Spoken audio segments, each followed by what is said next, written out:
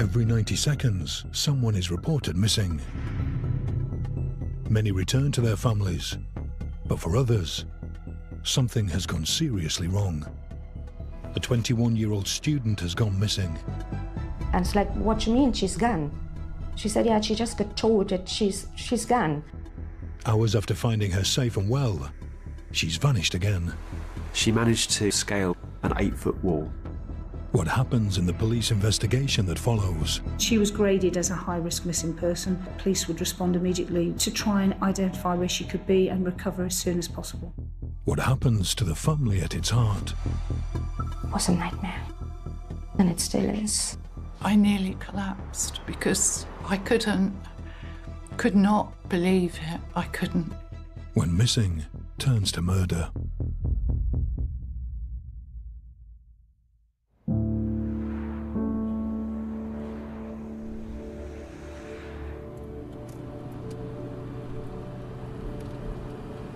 I was on my own from the beginning, so it was very hard. But we managed. It was just us, so we had to take care of each other. Both of them couldn't speak until the age of 4, but they had their twin language, they call it, their own language. So they were communicating to each other, but I didn't understand anything. They laughed a lot, they enjoyed their life. They were always doing nonsense, running around, always busy, always must have something to do. They never slept. And now it's twins. They always hang together doing funny things. Janet was a very enthusiastic girl. She loved sports. She loved to laugh. She was very caring, especially of her sister as well and her friends. And she was always laughing. Always. You can see any picture we have, she's laughing in the picture. The classmates were very fond of Janet. She was very, very open to everybody, very enthusiastic and so on. Everybody liked her. I know Janet and Selena from scratch when they were in kindergarten. Janet always spoke very, very fast, was interested in music and so on, and she had lots of friends. She just loved her life, you know. She enjoyed school, she loved going to school, and they never wanted to miss a day. She also had sometimes a bit emotional problems, I think, but she always put it together again, brought it together again. When they have been grade 1 students, they wanted to play soccer. They were outstanding athletes, both. They were in my soccer teams, and we, as it is with soccer, it's with the ups and downs, you grow together a lot. Janet was a goalie, and she was very good in that. She was really good. Her enthusiasm was really something that stayed in my mind. Super enthusiastic, yeah. She was always, her eyes were shining and she was smiling so much and laughing. As soon as someone else from outside picked on one of the sisters, the other one jumped in and helped her immediately. Yeah. I have a twin brother as well, so in some way I know how it is. Even when they were older, they had this kind of same friends, so they went together out with their friends, and actually was never separated, really. Like I said, they've been very close. They did everything together, you know, everything.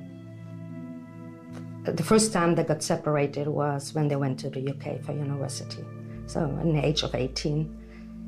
Both of them were very excited going to UK. Exploring independence from their mum and each other, Janet and Selena moved to study in different universities on England's south coast. Janet went to Eastbourne. I think they were just very excited of being without me and just doing what everybody else was doing. It's student life. Janet came to Britain to study international event management. When students first leave home to go off to university, I think they're full of excitement, hope that it's going to be the life that they have built up in their imagination, and they think it's all going to be wonderful. They thought it's good for them, you know, to find their own identities, but I found out very fast that they miss each other, but of course they don't want to say it. They turn up at university. They may have been very confident, lots of friends, that's all gone. And their perceptions of themselves changes drastically. They're with people that they've never met before, and they have to start to build relationships again, as well as get to grips with whatever course they're on, handle their finances, handle homesickness.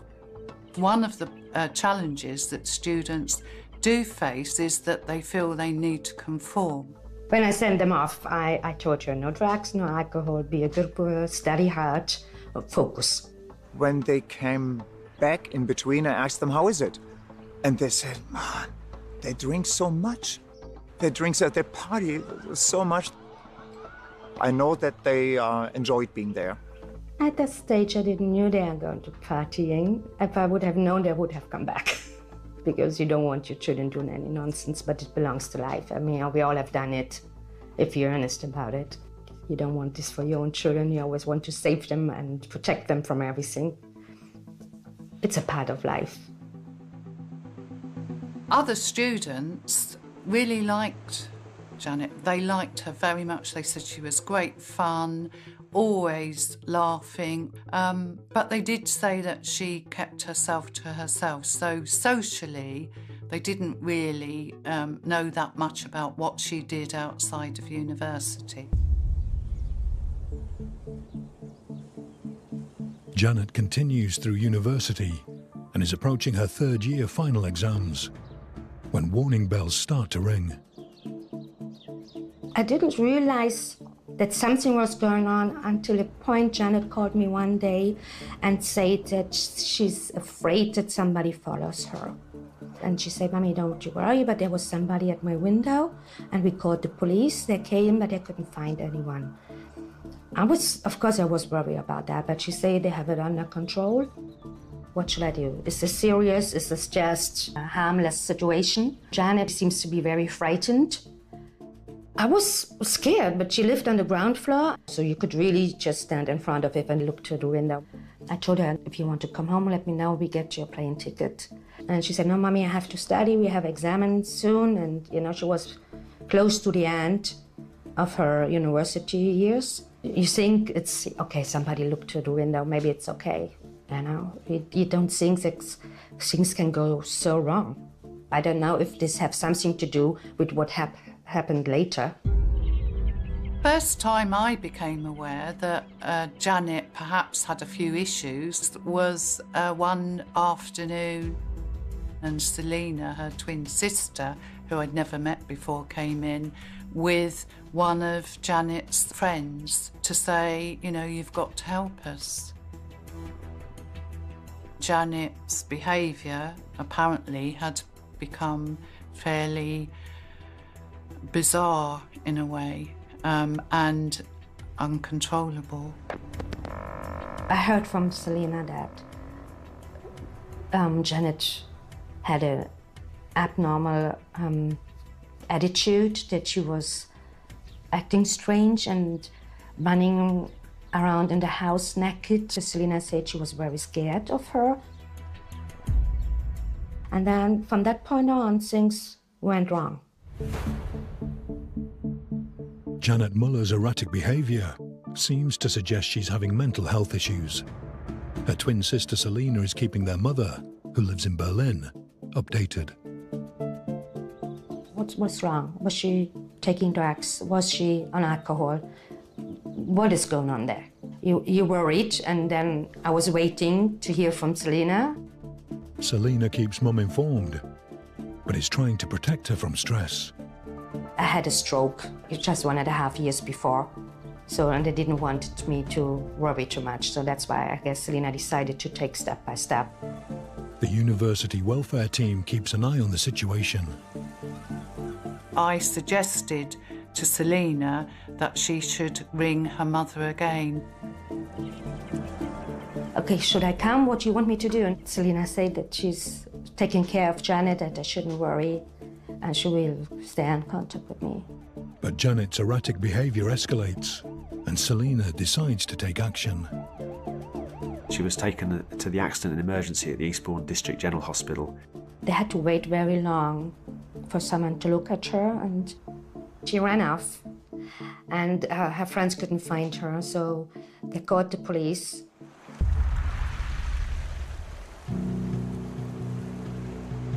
When someone goes missing, the first report would come into our force control room, and then it would be routine to deploy a uniformed officer to attend the home address or the place where the person went missing from. We assess every missing person report, and they would be graded high or medium or low. Children or people with vulnerability such as mental ill health or physical disability would generally fall into our higher category. That vulnerability would then inform how we would respond to that missing person report. Janet is found within a matter of hours in a hospital gown at a train station.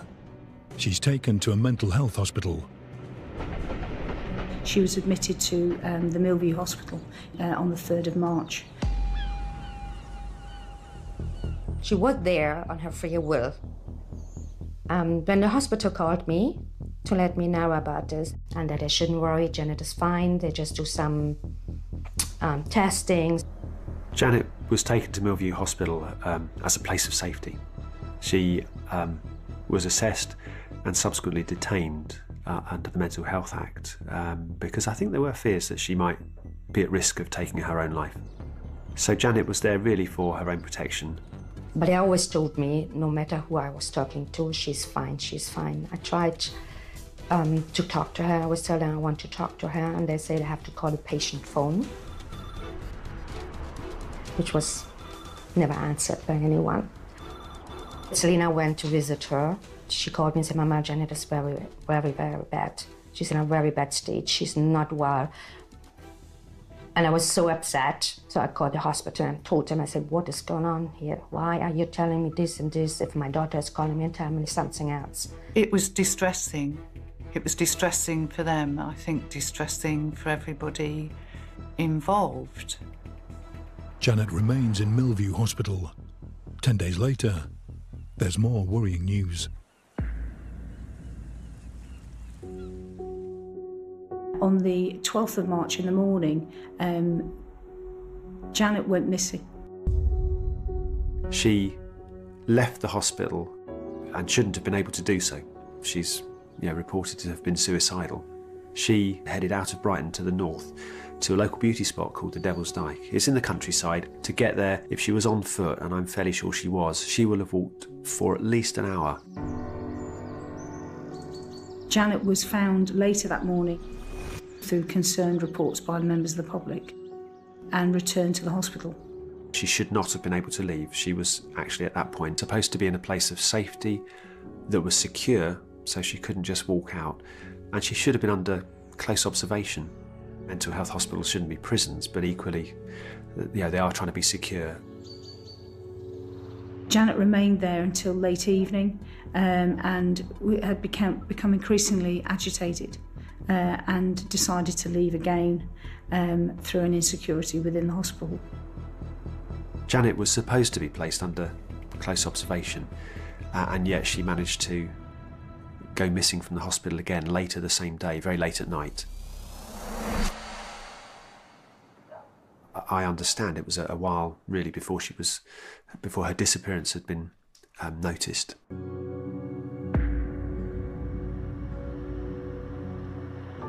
It's 10:15 on the 12th of March. The member of staff saw that she was not in her room. They realised that she'd left. She was immediately reported as missing, and that resulted in an assessment. And she was graded as a high-risk missing person due to her vulnerabilities and mental health that police would respond immediately with physical searches of the streets, contacting family, friends, associates, places she may have visited, to try and identify where she could be and recover as soon as possible.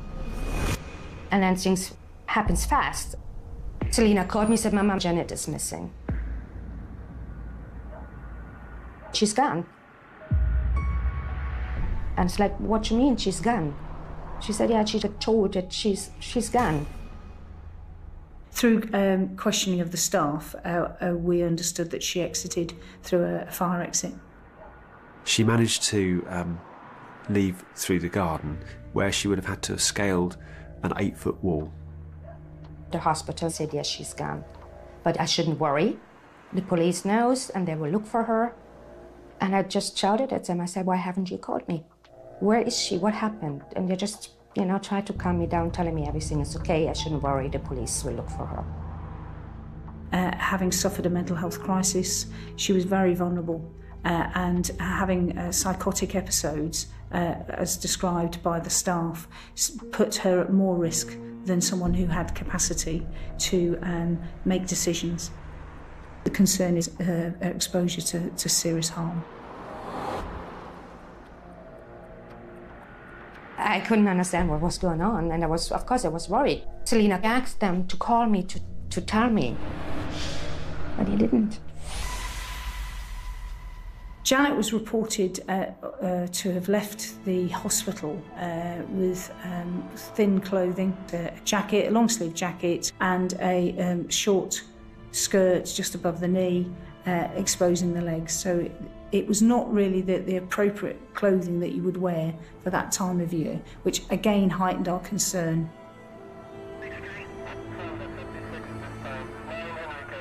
Sussex Police issued a public appeal for help finding Janet pretty quickly.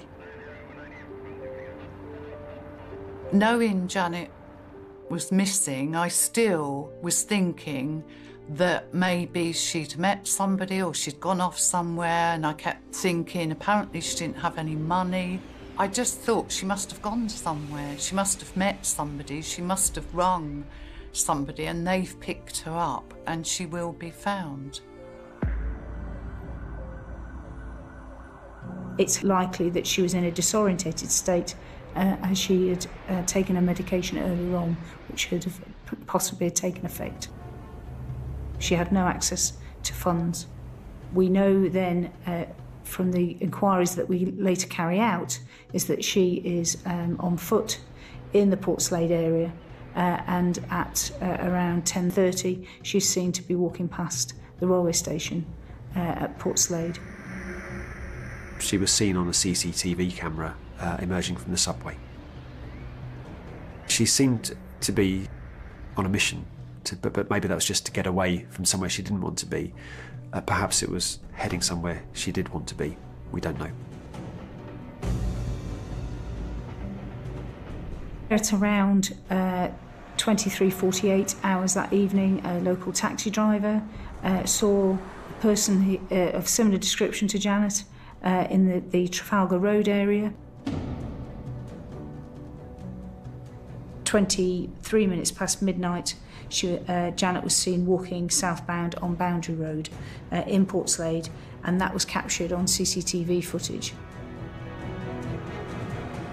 The next significant sighting of Janet, 01:08 hours, at the petrol station in Kingsway in Hove. At this time, Miss Muller requested a soft drink and she was served that. The assistant did ask if she was okay, but she said she was fine, and he left it as that and didn't think any more. She was on her own at that time as well, so there was no suggestion that she'd met up with anybody. At 1:13 hours on the morning of the 13th, we have CCTV footage that captures Janet crossing the road and approach a vehicle. Someone was in it, but it's unclear from the footage as to whose vehicle that is. She leans towards that vehicle, and then she's seen to walk away from that vehicle towards Seafield Road. And then that was the last sighting that we had. Then there is a gap of a number of hours.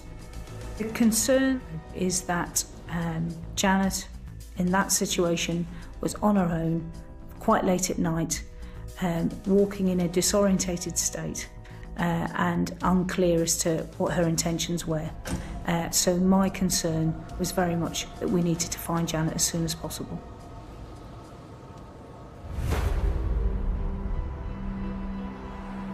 Janet Muller has escaped from a mental health hospital. She was reported missing 3 hours ago. In a place like Brighton and Hove, where there are so many security cameras, it seems surprising that there was so little for the police to go on. Still in Germany, Mum Ramona is at her wit's end. I was very confused. I couldn't understand. And at that point, you don't think anymore. You know, you can't bring your thoughts together. You just try to organize things. You just try to find out what is my next step. What will I do? So I booked a flight. It's 12 hours since Janet was last seen. 20 miles away, police get a call. A vehicle had been found in a track just off Rusper Road near Crawley. It was a private track. Someone nearby saw a burning car. A local resident had noticed smoke and then a male walking away from that vehicle. So the resident contacted the police and the fire service, who attended very quickly. It was very clear it was a suspicious incident because the body of a deceased person was seen in the boot, a young female. Her arm was sticking out of the boot of the car, and her body was difficult to identify. And the female was found partially burnt.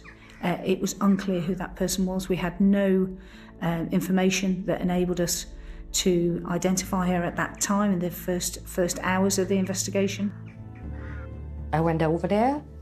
At the airport in Gatwick, I called Selina and I said, Selina, where are you? I'm in Gatwick. So she didn't know I'm coming. She said she's in Eastbourne, so I'd say, okay, I'm taking a train, I'm coming to Eastbourne. I became aware of that there was an outstanding missing person report and that it was a young female student. There was slight similarity from the person we found in the boot to the missing person report. And actually, it could be Janet, but we needed to confirm that. We were able to carry out some fast time DNA investigations. The deceased person was in fact Janet Muller. Janet's body was found within hours of her disappearance on the Friday the 13th of March. Ramona was aware her daughter was missing and came to Britain to try to find her, and arrived expecting to start looking straight away for Janet. But Selina had to break her some very bad news.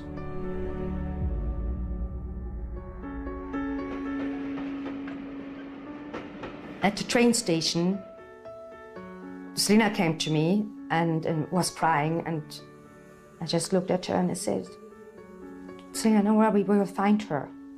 And then she said, Mommy, they found her, she's dead.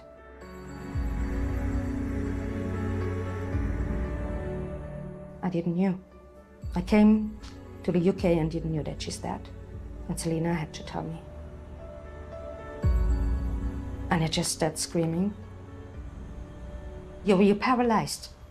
I was just screaming. It's like, what are you telling me? I couldn't believe it.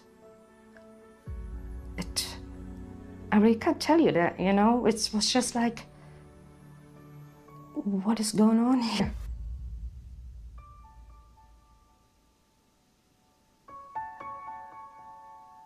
I said, Mommy, I saw the police told you. I saw this is why you're here. I said, nobody told me anything.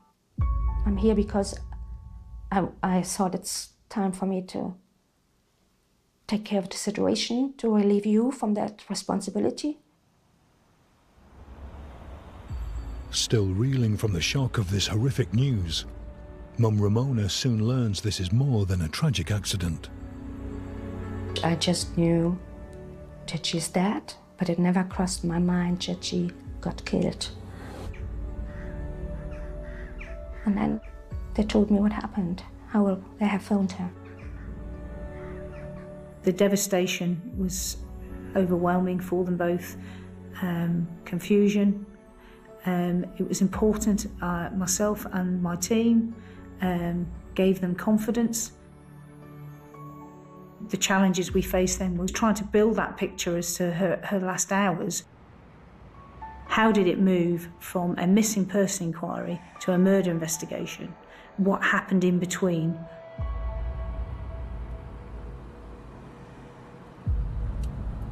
It was unclear how Janet had ended up in that vehicle and what relationship Janet had with the driver. And we had our scenes of crime team working on the vehicle to ensure that we recovered Janet's body without disturbing too much evidence. The pathologist will want to attend such a scene because of the unusual circumstances. We'd need probably a fire investigator to attend. They would look at, actually, is there a deliberate fire here? It was clear that this was not self-initiated. During the hours that she went missing, she'd received an injury to her head through blunt force trauma that would have rendered Janet unconscious or at least stunned. And we know that she was in the boot of that car in an unconscious state, but had inhaled fumes that subsequently caused her death. The investigation focused on Janet's movements, the movements of the vehicle, and identifying the driver and their movements. The police are trying to piece together the movements of the car in which Janet was found, where it's been. They're trying to find security camera footage of Janet and her movements after leaving Millview Hospital in Hove and work out how she went from Hove to Crawley. Inquiries commenced with the hiring company. We know that that vehicle was hired on the 11th of March by a female in London. She was spoken to and she gave an account and said that that vehicle had never been in her possession. She was shown as the only driver for that vehicle, but CCTV footage at the hire office showed the boyfriend of that girl drove the vehicle away, who we later identified as Christopher Jeffrey Shaw. He had possession of that vehicle up until the 13th when that car was set on fire. Janet Muller's body has been found in the boot of a burnt-out car in a country lane. Christopher Jeffrey Shaw is now known to have hired that car. The police are hunting him down. We know that that vehicle travelled down into Brighton during the evening of the 12th, and it had remained in that area for a period of time till the early hours of the 13th. There was a slight gap, and then it moved back up towards the Crawley area, but then moved off into London. It is then identified moving back into Sussex to the Crawley area. He visited a local petrol station. Jeffrey Shaw places £2.50 worth of petrol into a green petrol container, and then he placed that jerry can on the back seat of the hire car, which was an unusual act because normally you would put petrol in the boot of a car.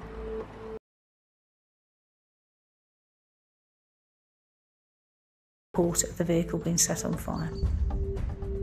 At the time when we discovered the vehicle and Janet, the driver was still at large, and it was imperative that we located him as soon as possible because we were concerned about the risk he posed to the wider public. It was very clear to me early on in the investigation, once we'd identified Christopher Jeffrey Shaw as being the driver of that vehicle, he was my prime suspect in this investigation. News spreads of what's happened to Janet. I first found out when the police telephoned to say that one of our students had been murdered. I asked who it was, and they said it was Janet. And I'm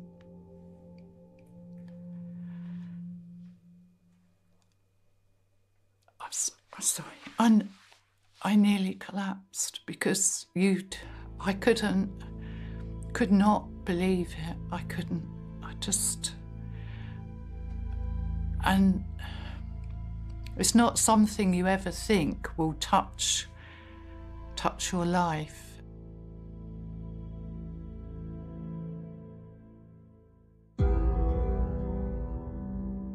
The police have their prime suspect and are on the hunt for Christopher Jeffrey Shaw.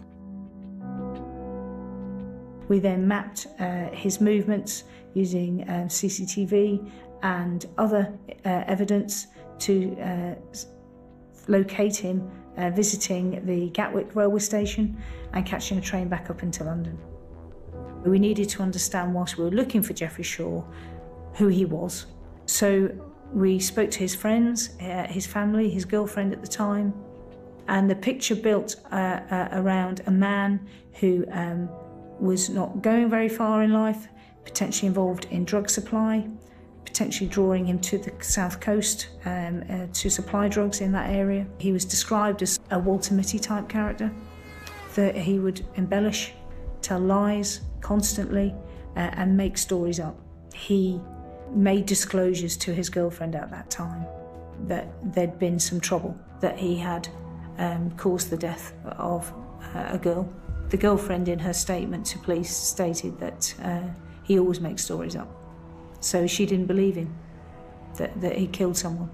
So we knew that we needed to find this man very quickly.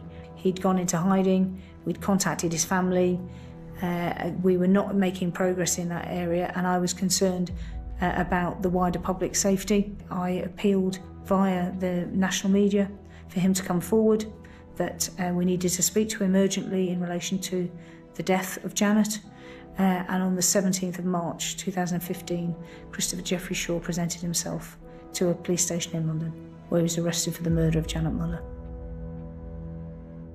When Christopher Jeffrey Shaw was arrested, I wouldn't call him a cooperative suspect.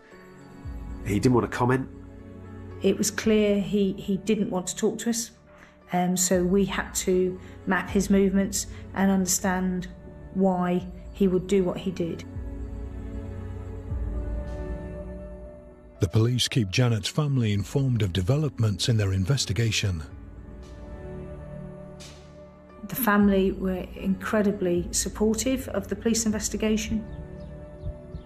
When I met with Ramona and Selina and explained the circumstances and how Janet was in that car and the gaps, I had to be honest and said there are gaps here. I don't know how Janet got into that vehicle, why she got into that vehicle, and how she knew Christopher Jeffrey Shaw. It was a nightmare. And it still is, knowing that she had a lot of head injuries and she got burned alive, still breathing. I just hope she was not feeling anything. I don't know what happens in the 12 hours with him.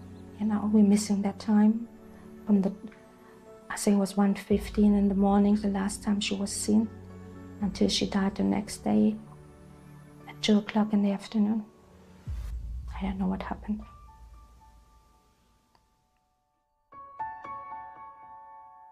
To this day, he hasn't spoken to the police about what he did and why he did it.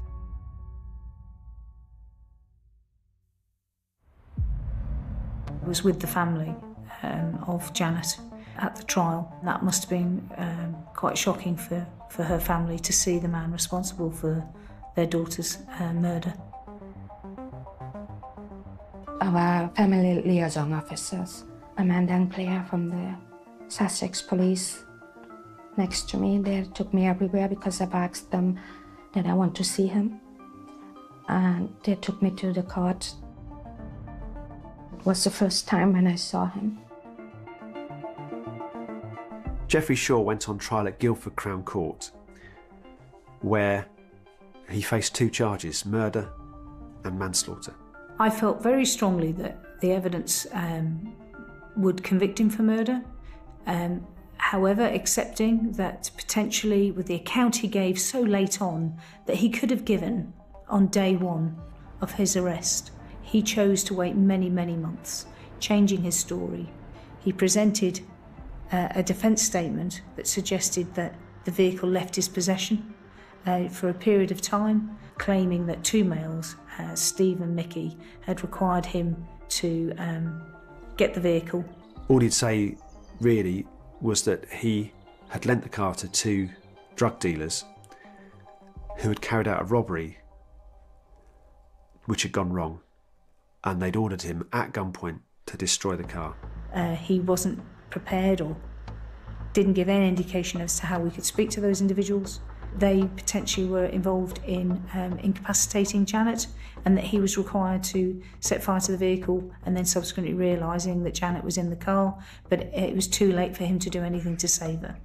And his defence at court was that he did not know that Janet's body was in the boot of that vehicle, and effectively, in his view, in denial of any involvement in her death. He said that he didn't know she was in the boot. He remembered his sports bag was in there with his trainers, so he opened the boot to get them out and saw Janet's body. He said he tried to pull her body from the car, but couldn't. He left the car burning. We now know that she was alive at that point, so Geoffrey Shaw was the last person to see her alive. He left her to die. There was a potential risk that it would not be a murder outcome, and that manslaughter was an alternative based on his account. And so I was prepared for that and prepared the family for that potential outcome. On the information he provided, it is our duty to corroborate that. We carried out reasonable inquiries to understand whether that was true. The inquiries did not result in identifying those individuals. Christopher Geoffrey Shaw on his own killed Janet Muller. That was just his way of avoiding his responsibilities. I don't think the judge believed him from the remarks made when Geoffrey Shaw was sentenced. Even the judge felt quite strongly that he was lying, and in his summing up, he actually accused him of that. The jury retired, and they were out for 9 hours, 42 minutes, which, you know, a lot of cases the jury comes back very quickly when it's open and shut. You can tell that there was enough reasonable doubt for them to have spent a long time debating his innocence or guilt. And the verdict they came to was that he wasn't guilty of murder. The jury found that on the evidence as presented that they couldn't convict on murder, but they could convict on manslaughter. And as a consequence of that, the judge felt quite strongly that he received the maximum sentence that he could give for manslaughter, which was 17 years, which is a significant sentence for that offence. I think justice was served by the sentencing that was given. That is very unheard of. I hope that brings some comfort to Janet's family. Since Christopher Geoffrey Shaw's trial for murder and his conviction for manslaughter, there's been an inquest into the circumstances around Janet's death.